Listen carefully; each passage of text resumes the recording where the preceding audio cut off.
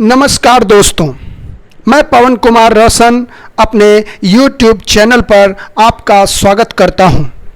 आज हम एक महत्वपूर्ण टॉपिक पर एक वीडियो बना रहे हैं। ये टॉपिक है जनरल स्टडी यानी सामान्य अध्ययन। सामान्य अध्ययन आज लगभग सभी प्रतियोगिता परीक्षाओं का एक महत्वपूर्ण हिस्सा माना जाता है। सामान्य अध्ययन को वो चाहे सिविल सर्विसेज एग्ज़ाम हो, स्टेट का जो है प्रोविजनल सिविल सर्विसेज एग्ज़ाम हो, या अन्य किसी एग्ज़ाम को हम ले लें जो कि गवर्नमेंट जॉब के लिए होता है, उन सब में सामान्य अध्ययन एक महत्वपूर्ण टॉपिक होता है। सामान्य अध्ययन के इस महत्वपूर्ण टॉपिक पर बात करने से पहले स्वामी विवेकानंद के इस कथन को पर थोड़ा सा हम गौर कर लें। उठो, जागो और तब तक मत रुको जब तक आपको लक्ष्य की प्राप्ति न हो जाए। हाँ जी, तब तक रुकना नहीं है जब तक हम अपने लक्ष्य को प्राप्त नहीं कर लेते हैं। हम आज जो है इस वीडियो के माध्यम से जनरल स्टडीज़ यानी सामान्य अध्ययन के सिलेबस को देखेंगे। उसका सिलेबस है क्या, उसके कॉमन सिलेबस पर बात करेंगे जो कि विभिन्न एग्ज़ामों में पूछे जाते हैं या विभिन्न एग्ज़ामों के अंतर्गत सिलेबस को निर्धारित किया गया है, जिसमें UPSC, UPPSC, BPSC, JPSC, SSC, BSSC, JSSC, Bihar SI यानी दरोगा और अन्य प्रतियोगिता परीक्षा के लिए सामान्य अध्ययन का जनरल सिलेबस पे हम बात कर रहे हैं। जनरल सिलेबस लगभग सभी एग्ज़ाम जो है प्रतियोगिता परीक्षाओं यानी कॉम्पिटिटिव एग्ज़ाम में का लगभग यही सिलेबस होता है, थोड़ा बहुत जो है अंतर के साथ। अगर हम सामान्य अध्ययन के सिलेबस की बात करें तो सामान्य अध्ययन का जो सिलेबस है वो आपके स्क्रीन पर दिख रहा होगा। इसके अंतर्गत राष्ट्रीय एवं अंतर्राष्ट्रीय महत्व की समसामयिक घटनाओं को रखा गया है, जिसे हम लोग करंट अफेयर्स के तौर पर जानते हैं। देश दुनिया में वैसी घटनाएं जो घटित हो रही हो और जिससे डायरेक्टली या इनडायरेक्टली हम या हमारा समाज, देश प्रभावित हो रहा हो, वो सारी घटनाओं को इसके अंतर्गत रखा जाता है।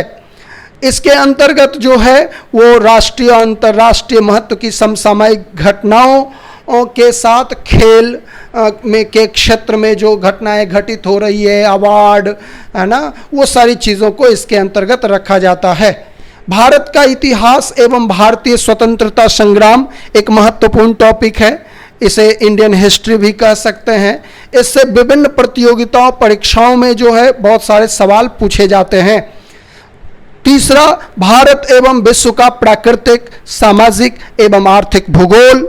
चौथा, भारतीय संविधान, राजनीतिक प्रणाली, पंचायती राज, लोक नीति आदि को रखा गया है। अगले टॉपिक में आर्थिक और सामाजिक विकास को रखा गया है। इसमें जनसंख्या, सतत विकास यानी सस्टेनेबल डेवलपमेंट को रखा गया है। गरीबी, सामाजिक क्षेत्र की योजनाएं आदि को रखा गया है। उसके बाद पर्यावरण एवं जैव विविधता एवं इससे संबंधित मुद्दे। इसके अलावे सामान्य विज्ञान एवं प्रौद्योगिकी और खासकर अगर किसी राज्य विशेष की प्रतियोगिता परीक्षा की हम तैयारी कर रहे होते हैं तो हमें उस राज्य विशेष के बारे में भी जानकारी होनी चाहिए या रखनी चाहिए। इसमें अगर हम देखें तो यूपीएससी वाले सिविल सर्विसेज एग्ज़ाम में, इसके बाद असिस्टेंट कमांडेंट आदि जो भी एग्ज़ाम लिए जाते हैं उसमें राज्य विशेष वाला हिस्से को अगर छोड़ दिया जाए तो ऊपर के लगभग सारे सिलेबस को जो है उसमें जगह दिया जाता है।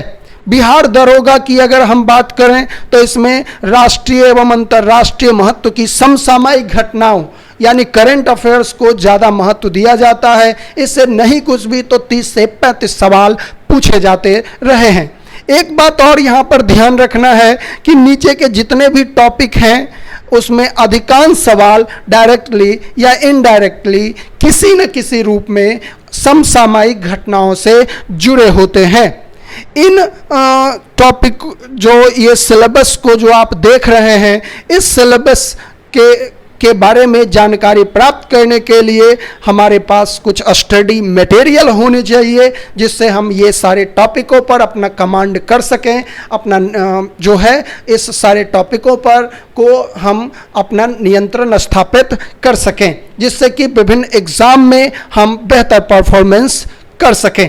इसमें स्टडी मटेरियल की अगर बात करें तो करंट अफेयर्स के लिए हमें एक नेशनल न्यूज़पेपर, एक रीजनल न्यूज़पेपर, एक कोई भी मंथली मैगजीन जो कि करंट अफेयर्स से रिलेटेड हो, जिसमें प्रतियोगिता दर्पण या फिर दृष्टि करंट अफेयर्स, क्रॉनिकल आदि को रखा जा सकता है। और एक वेबसाइट है ना, इसको भी नियमित विजिट करते रहना है, जिसमें खासकर हम कहेंगे दृष्टि IAS का जो साइट है वो काफ़ी महत्वपूर्ण है करंट अफेयर्स के लिए।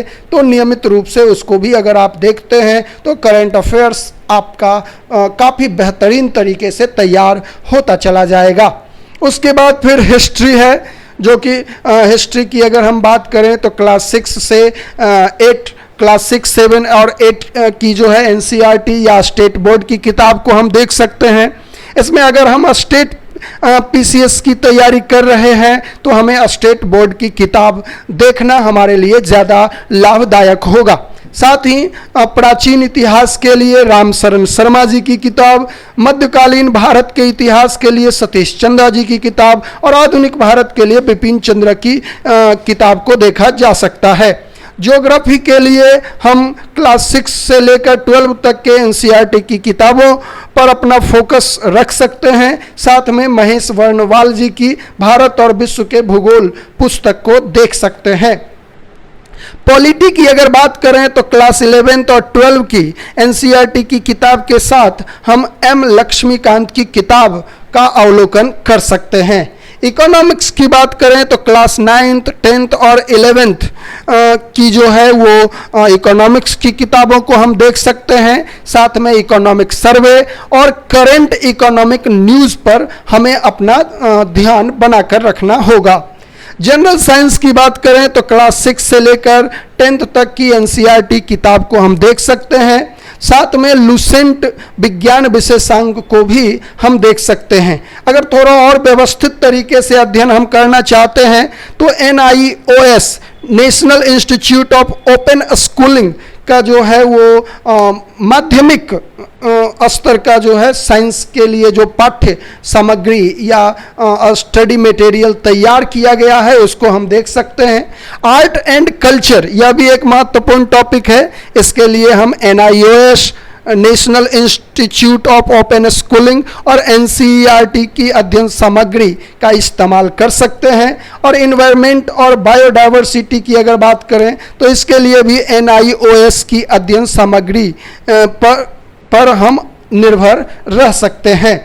तो अगर इन सारे स्टडी मटेरियल को हम बारी बारी से देख लेते हैं तो काफ़ी हद तक जो है हम अपने जो है सिलेबस पे अपना कमांड बना सकते हैं और किसी भी एग्ज़ाम में जहाँ पर आपका जो है जनरल स्टडी का जो सिलेबस है उसमें क्वालिफाई हम कर सकते हैं आसानी से बिना किसी लाग लपेट के। तो इस बात को ध्यान में रखना है। और स्वामी विवेकानंद जी के जो कथन है जिसको हमने प्रारंभ में देखा उसको ध्यान में रखते हुए हमें अपने स्टडी को शुरू कर देना होगा, क्योंकि कोरोना काल के पश्चात बहुत सारे वैकेंसी आने वाली है, बहुत सारे एग्ज़ाम होने वाले हैं। तो ये इसमें आपको जो है ये मदद करेगा। धन्यवाद जी।